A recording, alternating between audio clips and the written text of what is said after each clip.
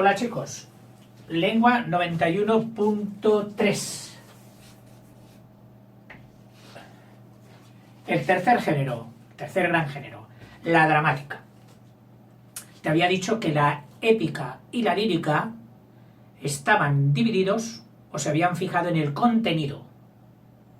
Uno expresaba sentimientos internos y otro expresaba los hechos, lo que sucede. En la dramática no se fijan en el contenido. Ya verás por qué. Mira, si quieres hacer dramática, que es lo mismo que hacer teatro, lo único que tienes que hacer es colocar un escenario, un estrado, elevado para que te vea el público, y poner aquí, o ponerte tú, o poner personajes, les haces hablar y ya estás haciendo dramática. O sea que aquí podrás subir a todos los personajes que quieras, ficticios, verosímiles, simbólicos, alegóricos, animales que hablan, podrás poner a todos. Al único que no puedes poner es al narrador. Señores, no hay un narrador. Imposible. Le han negado la entrada en el teatro, porque con él no habría teatro. Si el narrador interviene, habría épica, habría novela, donde hay muchos diálogos que a veces parecen teatro, pero interviene el narrador. Aquí no. O sea que aquí, si quieres hacer teatro un día, tendrás que apañarte y decir, bueno, yo aquí voy a colocar 5 personajes, 3 personajes, los que sean. Y entonces, para fabricar teatro, tú dices, a ver, yo quiero contar esta idea, quiero decir que vino a las 8 ayer. Claro, no puedo poner un narrador que diga, y entonces este señor, después de llegar a las 8 de ayer, dijo, 2 puntos. No, eso sería el narrador. Tienes que meterte dentro de él, dentro del que lo hace, como si fuera una máscara, como si fuera un traje vacío. Te metes dentro y le haces decir lo siguiente. Oh, yo ayer vine a las 8 y no me encontré nadie en casa. ¿Ves? Has logrado lo mismo, pero sin que lo diga el narrador. Bueno, la dramática ha sido siempre muy interesante porque, quieras que no, tiene una representación, una puesta en escena, que así se llama, mucho más interesante que la poesía o que la épica, que hay que cogerse un tocho y hay que empezar a leer. Desde muy antiguo, los griegos hicieron ya dramática y establecieron 3 grandes obras o 3 grandes grupos, que eran, o sea, obras mayores de la dramática. Estamos con la dramática, serían desde antiguo la tragedia, la comedia, vamos a ponerla un poquito más aquí, y entre los dos, que por eso he dejado el hueco, estaría el drama, que parece que tendría que ser el más importante porque daría lugar a la dramática. Pues en cuanto a la historia, en cuanto al origen, no. La tragedia fue cultivada por los griegos, en aquellos grandes teatros que luego pasaron a la época romana también, de piedra, así en semicírculo. Los artistas ponían una máscara que aprovechaban para que tuviera aquí una bocina, una especie de embudo, por eso tenían todos la boca muy grande.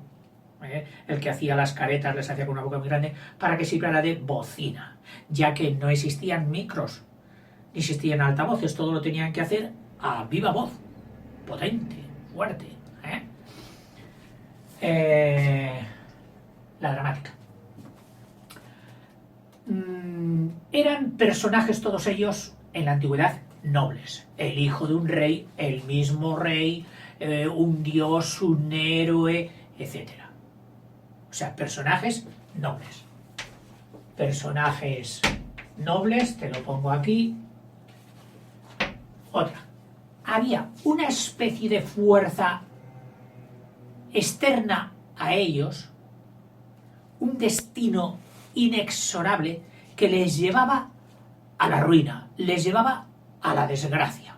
Vamos, que hicieran lo que hicieran los pobres personajes, siempre tenían una mala pata, una mala suerte, que será el destino fatídico. Un destino que les llevaba a cometer lo que ellos ni siquiera habían pensado a veces, ni siquiera habían querido, pero era la fuerza del destino. Esta ha sido una idea que al hombre siempre le ha preocupado. ¿Soy dueño yo de mis actos? Sobre todo de mis actos malos. De mis actos buenos, sí, soy yo, es que soy muy bueno. Pero de mis actos malos, cuando he cometido el mal, cuando he hecho el mal, ¿he sido yo el mismo dueño o he sido víctima de unos aros, de unos especie fantasmagórica que estuvieron influyendo en mí y que no he podido hacer otra cosa, pobre de mí? Esto sería la tragedia. Y acaba, es decir, un desenlace, o sea, el destino fatal, y acaban en unos desenlaces catastróficos. Catástrofe. Señores, murió el uno, el otro quedó mal, el otro, o sea, ¡qué tragedia! Se sigue diciendo. La comedia, prácticamente todo lo contrario. Personajes de la vida real, personajes vida real, el zapatero, el ama de casa, puede ser también un rey, pero no necesariamente hay que colocar a todos con ese rango de nobleza, porque si no, no habría comedia, no. O sea, pueden ser hechos también de la vida real. Hay enredo, es decir, malos entendidos. Anda, pues si yo me creía, ja, ja, ja, ja. Y surge la carcajada por el fallo, por el equívoco, por el enredo, que tú ibas con este, pero no sabías quién era porque en realidad era el otro. Es decir, coincidencias graciosas. Y normalmente acaban bien. Todo acaba estupendamente, aquello de fueron felices y comieron perdices. Esa sería la comedia.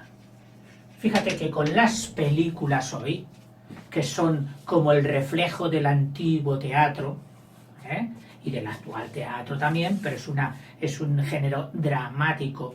Las películas las tendremos que poner por algún lado, los filmes, las películas, la producción cinematográfica.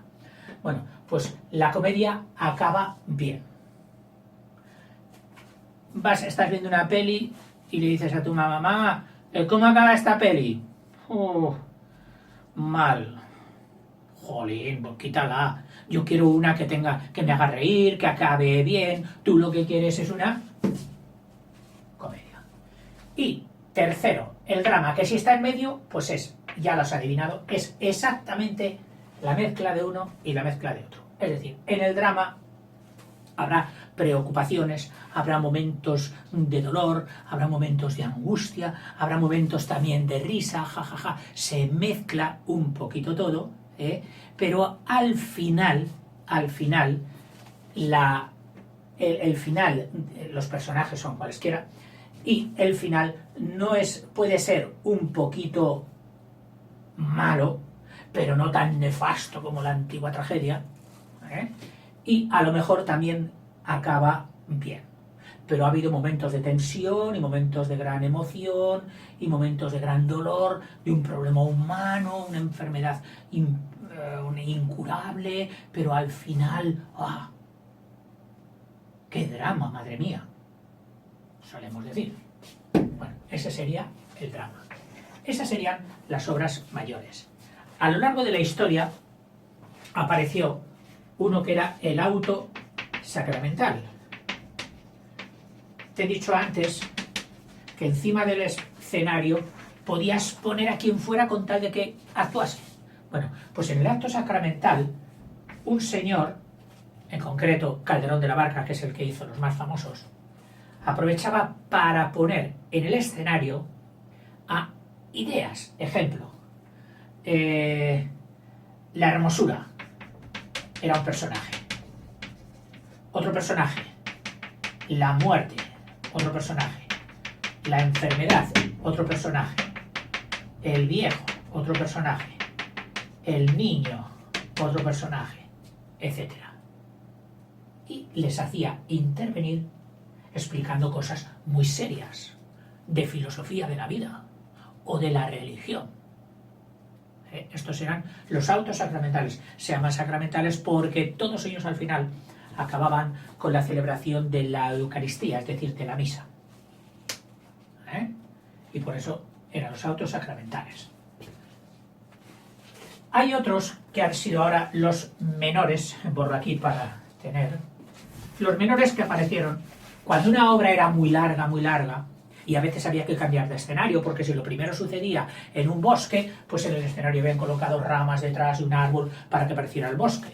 Pero si luego aparecía, se trasladaba la escena al interior de un palacio, pues entonces había que poner unas cortinas, famosas cortinas que se llamaban las farandolas o las farándulas, que de ahí viene ser de la farándula. O sea, ser de la farándula es ser comediante, es ser actor. Bien, pues entonces mientras cambiaban el escenario interior, el atrecho que llaman, todo el conjunto de muebles, carteles, etcétera, que dicen al público si están en el interior de una iglesia, o están en el interior de una choza, o están en un bosque. Es el decorado. Pues con las cortinas puestas, por delante de las cortinas, en un trocito de escenario, ahí se ponían, y para entretener al público y que no se fuera, pues hacían una obra muy chiquitina. Y también, por si el otro había sido de lágrimas y pensión y tensión, lo hacían distendido, es decir, cómico. Estamos hablando de los famosos entremeses. Entremeses son famosos los de Cervantes, los de Lope de Rueda y otros clásicos. Todavía se cultiva. A veces hoy, para hacer esto, pues a lo mejor ponen un monologuista. Que un monologuista también podríamos incluirlo dentro de la dramática, puesto que actúa en un escenario. Y con el tema del entremés, cualquiera, qué sé yo, el señor y su hijo en sus problemas con el borriquillo que no querían dar y no sé qué, el padre con la madre y con la hija discutiendo por el precio de las olivas de ese olivar que acababa de plantar el padre y que no produciría olivas hasta dentro de 20 años. Y ya estaban pegando a la niña porque decía, ¿cómo lo venderéis, mencihuela? Y la otra, como dijéredes vos, padre, y la otra no. Disputas caseras, pero eran cómicas, los entremeses. Luego surgió, seguramente de estos entremeses, otra obra con el mismo tema, pero más larga, es decir, el entremés era cortito. Y salió el sainete. El sainete, que es como la parte simpática de la comedia, pero todo con unos personajes caserísimos, de costumbres. Es decir, de las costumbres de la vida real, el sastre con su dependiente, con el señor que se viene a hacer un traje, que esto, que lo otro, el sainete. También, claro, el autor aprovecha para dar su opinión de la vida, eso siempre, y su opinión de la ética y de la moral, eso siempre en cualquier obra, no solo en la épica y en la lírica, sino también en la dramática. Hace que los espectadores reciban una sensación no solo a veces de humor, sino también de lección de vida. Y cuando en esto se ve muy clarísimo, muy clarito, pues entonces decimos que es moralizante. Moral viene de costumbre, es decir, para que seamos buenos. Sí, mira, no has de hacer como aquel, has de portarte bien, no sea que te pase lo que le pasó a aquel. Didáctico, moralizante. Hay otras otras obras también dramáticas que se aliaron con la música, es decir, cantadas. La más importante y la más renombre, que parece salida de la misma dramática, unas veces hasta con los mismos líos, que sería la ópera,